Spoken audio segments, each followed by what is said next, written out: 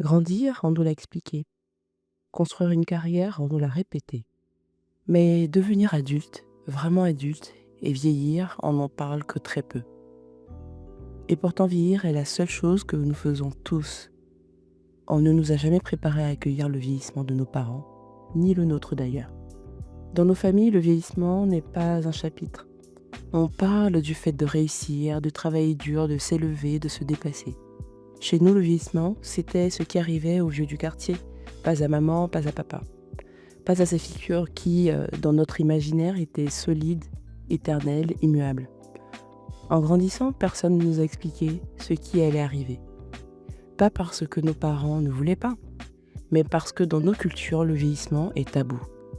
Le vieillissement chez nous, c'est comme un secret collectif. On sait que ça existe, mais on fait semblant de ne pas le voir. Nos parents eux-mêmes n'ont pas appris à en parler, et nous non plus. On vient de cultures où l'on respecte l'aîné, mais on parle très peu de sa vulnérabilité. On dit des phrases telles que « Dieu est avec eux, ça va aller, c'est juste l'âge ». Mais derrière cette pudeur culturelle, il y a une réalité. On ne nous a pas appris à regarder le vieillissement en face.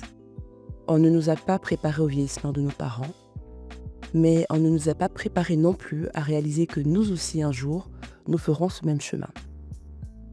On ne nous a pas appris à anticiper ni la possible perte d'autonomie, ni les décisions financières, ni les choix de soins, ni la charge émotionnelle. Parce que en parler, c'est un peu comme presque l'inviter. Et personne ne veut être celui qui prononce la phrase qui fera prendre conscience que le temps avance. Alors on ne dit rien, on rit, on change de sujet. Et pourtant les signes sont là. Résultat, nous découvrons tout en direct, dans la confusion, dans l'urgence parfois. Ce tabou, nous risquons aussi de le léguer à nos enfants parce qu'on ne parle pas de ce qu'on n'a jamais appris à nommer. Et pourtant, nous sommes une génération entre deux mondes. Nos parents ont vieilli dans une communauté soudée, où la famille élargie, les voisins, les anciens jouaient un rôle essentiel. Nous vieillissons dans un monde plus individualisé, plus rapide, moins accompagné. Et surtout, nous sommes la génération la plus consciente, mais la moins préparée.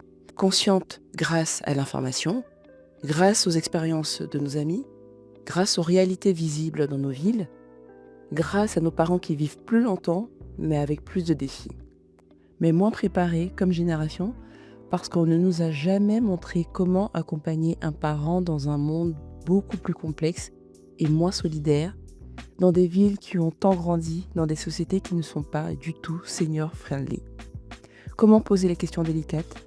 Comment devenir le pilier de ceux qui ont toujours été notre socle? Nous n'avons pas les outils, pas les mots, pas les modèles. Et au niveau national, sociétal, environnemental, il n'y a pas eu de réflexion profonde sur ce qui signifie vieillir dans nos pays africains. Il n'y a pas d'infrastructure, pas de politique forte, pas de culture de prévention, pas d'espace dédié. C'est comme si le sujet n'existait pas jusqu'au jour où il frappe à notre porte. Ce choc, il arrive brutalement, par un geste, par une fatigue, par un oubli, par une hésitation dans la voix, et il nous transperce, parce qu'on comprend tout d'un coup que quelque chose bascule, doucement mais irréversiblement. Pour moi, ce choc, je l'ai longtemps associé à un événement précis. L'annonce d'une maladie, un diagnostic tombé, un quotidien bouleversé, toute une famille prise dans une vague que personne n'avait vu venir. Mais avec le recul, je réalise quelque chose de plus difficile à accepter. Le vieillissement n'est pas un moment, ce n'est pas un point de bascule, c'est un processus parfois lent, parfois discret qui s'installe au fil des jours. Mon papa montrait déjà de nombreux signes, des petits changements, des ralentissements, des maladies, des gestes qui parlaient. Et pourtant, nous fermions les yeux, volontairement, parce qu'affronter ces micro-signaux, c'était accepter une réalité que nous ne voulions pas nommer. Pour nous, il restait cet homme beau, grand, fort, admiré, vif, juste un peu fatigué par moments, rien d'alarmant. Rien qui justifie qu'on s'arrête, qu'on questionne, qu'on anticipe. Et aujourd'hui, je ne peux m'empêcher de penser que si nous avions eu le courage de regarder ces petits signes en face, si nous avions admis qu'ils faisaient partie d'une trajectoire et non d'un incident, nous aurions peut-être pu prendre des dispositions différentes plus tôt, plus justement. Peut-être que la maladie qui pèse aujourd'hui sur notre famille aurait pu être freinée, reculée. Peut-être qu'elle aurait pu être contenue. Peut-être. C'est une pensée qui fait très mal, mais c'est aussi une vérité dont j'ai décidé de ne plus détourner le regard. Cette prise de conscience marque un tournant. Elle ouvre une question essentielle. Comment avancer dans un domaine où personne ne nous a formés? Puisque personne ne nous a préparés, c'est à nous de créer ce cadre maintenant. À nous d'ouvrir la discussion, à nous de lever les tabous, à nous d'imaginer ce que nos parents n'ont pas eu, à nous de préparer ce que nous voulons transmettre. Nous sommes la génération du milieu, celle qui peut transformer la culture, en parlant, en planifiant, en observant, en accompagnant avec dignité, en choisissant le vieillissement que nous voulons vivre demain. Et c'est exactement ce que le Club de Bali fait, créer des espaces de réflexion, de discussion, de sensibilisation où l'on apprend ensemble ce qu'aucune école, aucune famille, aucun pays ne nous a appris à gérer.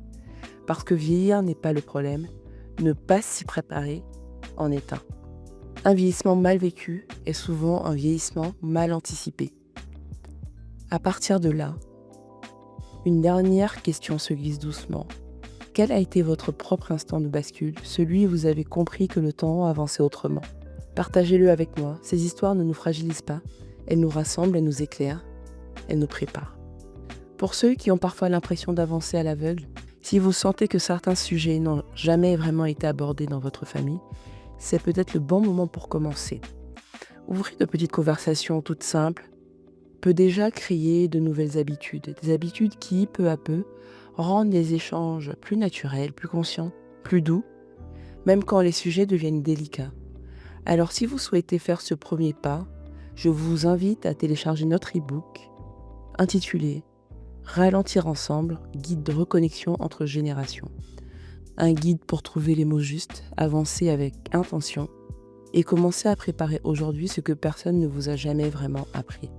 Merci d'avoir partagé ce moment avec moi. À très vite pour un nouvel épisode.